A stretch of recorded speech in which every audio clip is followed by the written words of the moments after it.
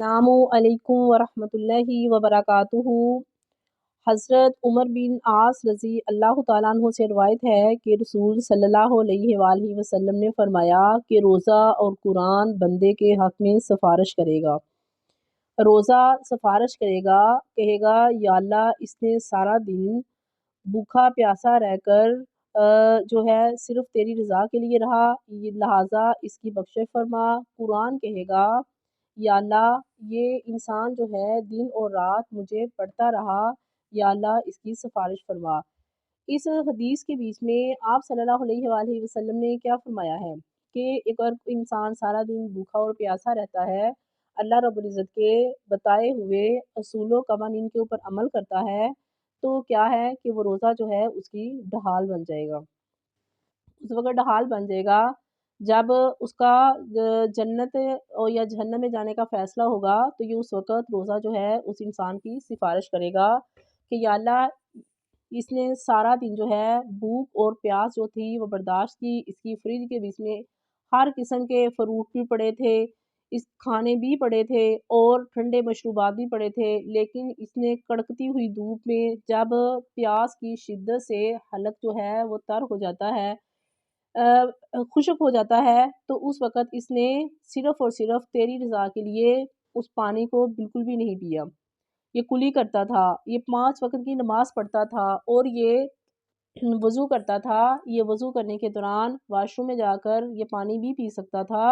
लेकिन कौन-सी ज़ात थी जो उसे इस चीज़ से मना करती। या अल्लाह सिर्फ़ और सिर्फ़ तक़वा और सिर्फ़ तेरा डर था जो जिसने इसको हर उस चीज़ से बाज़ रखा जो जायज़ और हलाल थी, लेकिन इसने तेरी रज़ा के लिए सिर्फ़ और सिर्फ़ मुझे बरकरार रखा।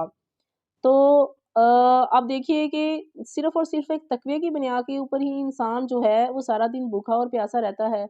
आप देखिए कि आप कुछ भी खा सकते हैं, आप घर के अंदर हैं, कमरे का दरवाज़ा बंद करते हैं, घरवालों से छुपते हैं और बाज़ दफ़ा बच्चे जो हैं वो रोज़ा रखते हैं, तो वो अपने घरवालों से, बड़ों से छुप-छुप के कोई चीज़ें खा लेते हैं। लेकिन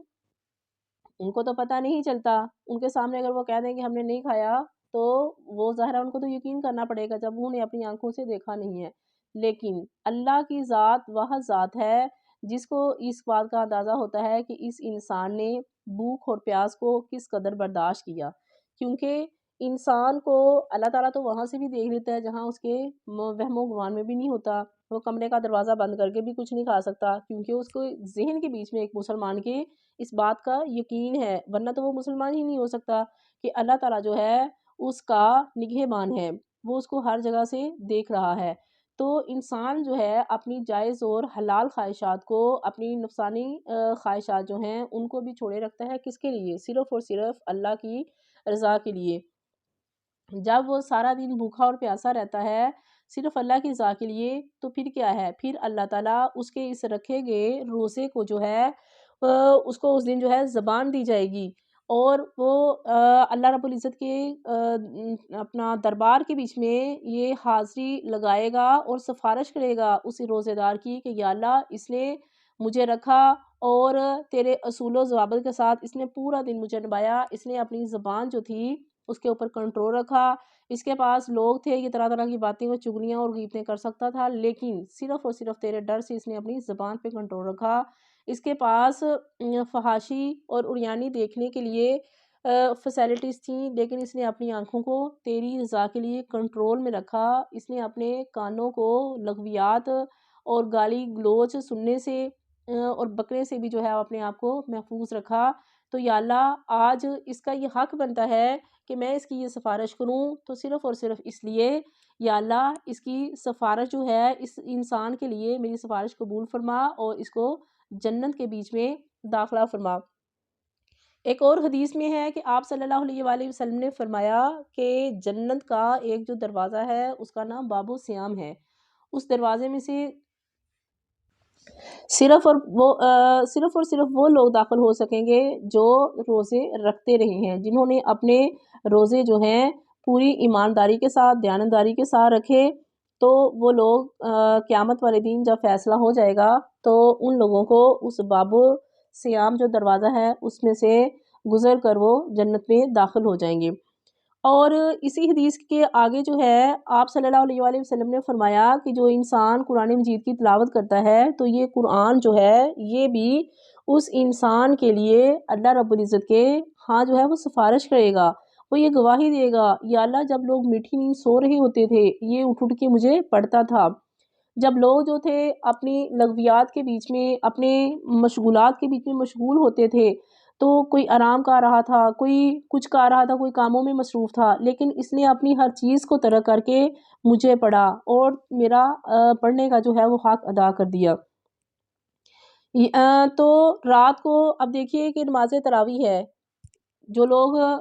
ایک امام کے پیچھے کھڑے ہو کے قرآن مجید سنتے ہیں ان کو کون چیز وہاں پہ رو کے رکھتی ہے؟ صرف اور صرف ایک لالچ ہے کہ قرآن پڑھنے سے اللہ تعالیٰ ثواب دیتا ہے، اللہ تعالیٰ کا یہ حکم ہے کہ ویسے تو اللہ تعالیٰ نے تراویح کی نماز جو ہے فرض نہیں کیا ہوا، اس میں آزادی ہے، اگر آپ چاہیں تو پڑھ لیں، اگر چاہیں تو نہ پڑھیں، لیکن اللہ تعالیٰ نے اس مہینے کے بیچ میں رات کا جو قیام ہے اس کو جو ہے وہ ضروری قرار دیا ہے کہ وہ لازمی کرنا چاہیے، تو یہ تراویح جو ہے رات کے قیام کی ایک صورت ہے، تو جو انسان نماز تراویح پڑھتا ہے تو ظاہر ہے وہ جو قرآن سنتا ہے، اب دیکھیے کہ ڈیلی ایک حافظ جو ہے پورا ایک سپارہ سناتا ہے، تو آپ اندازہ کیجئے کہ اللہ تعالیٰ ایک نیکی کے بدلے میں ایک لفظ کے بدلے میں اللہ تعالیٰ اس کو 10 نیکیاں دیتا ہے، لیکن جب رمضان کا مہینہ شروع ہوتا ہے تو اللہ تعالیٰ ثواب کے درجات کو اتنا بڑھا دیتی ہیں کہ ایک لفظ پڑھنے پر 70 نیکیوں اور بعض حدیث میں ہے کہ 700 نیکیوں تک اس انسان کو جو ہے اس کے نامہ اعمال میں لکھ دی جاتی ہیں۔ آپ خود سوچئے کہ ایک انسان ہے وہ نماز تراویح نہیں پڑھتا، وہ اپنا آرام سے اپنے بستر کے اوپر لیٹا ہوا ہے، لیکن اس کی برعکس جو دوسرا انسان وہ کھڑا ہو کے 1 یا 1.5 گھنٹہ اللہ کا قرآن سنتا ہے تو اس کے درجات کس قدر زیادہ اسے بلند ہو جائیں گے صرف اور صرف قرآن سننے کے لیے، اور اس کی نسبت جو ہے وہ ایک انسان جو ہے وہ قرآن پڑھتا ہے، وہ سارا دن اپنا وقفے وقفے سے اپنا جیسے ہی اس کو ٹائم ملتا ہے اس کے دل کے بیچ میں لالچ ہے اور خواہش ہے کہ وہ زیادہ سے زیادہ قرآن جو ہے وہ پڑھ لے، تو بنسبت اس کے کہ ایک اور انسان ہے وہ آرام سے فارغ ہے، کبھی یہاں مطلب اپنی دنیاوی مصروفیات کے بیچ میں جو ہے وہ مشغول ہے، تو کیا ان دونوں کے درجات جو ہے وہ بلند ہو سکتے ہیں؟ جیسے کہ آپ صلی اللہ علیہ وآلہ وسلم نے فرمایا کہ عالم اور جاہل برابر نہیں ہو سکتے، اور اسی طرح سے ایک بندہ جو ہے وہ نیک کام کرتا ہے جبکہ دوسرا اس نیک کام کو انجام نہیں دیتا، تو کیا پھر وہ دونوں برابر ہو سکتے ہیں؟ تقوی کی بنیاد پہ اللہ تعالیٰ سے زیادہ انصاف کرنے والا کوئی نہیں ہے، جو انسان زیادہ جو ہے نیکیاں اپنی کرنے کی کوشش کرتا ہے تو اللہ تعالیٰ اسی حساب سے اس کے نامہ اعمال کو بھی بڑھ دیتے ہیں۔ تو آپ صلی اللہ علیہ وآلہ وسلم نے کیا فرمایا ہے کہ یہ جو قرآن ہے یہ اس انسان کی سفارش کرے گا کہ یا اللہ میرا یہ بندہ یا بندی جو تھے وہ دن اور رات مجھے پڑھتے رہے، انہوں نے میرے پڑھنے کا حق ادا کر دیا، یا اللہ آج میں ان کی سفارش کرتا ہوں کہ ان کو جنت کے بیچ میں جو ہے اعلیٰ مقام نصیب فرما، اور انہوں نے چونکہ دنیا کے اوپر رہتے ہوئے میرا حق ادا کر دیا ہے، اور جس طریقے سے تو نے ان کو حکم دیا تھا انہوں نے ویسے ہی مجھے پڑھا، انہوں نے ٹھہر ٹھہر کر پڑھا، انہوں نے سمجھ کر پڑھا، اس کے معنی اور الفاظ پڑھے، کبھی صرف معنی اور الفاظ تک ہی نہیں بلکہ اس کی تفسیر پڑھی، تو اللہ تعالیٰ جو ہے وہ اس انسان کو اس کے حساب سے جو ہے انشاءاللہ ضرور نوازیں گے۔ تو یہ مہینہ جو ہے بڑی ہی تیزی کے ساتھ گزر رہا ہے، تو ہمیں بھی جہاں باقی چیزوں کا لالچ ہمارے دل کے بیچ میں آتا ہے،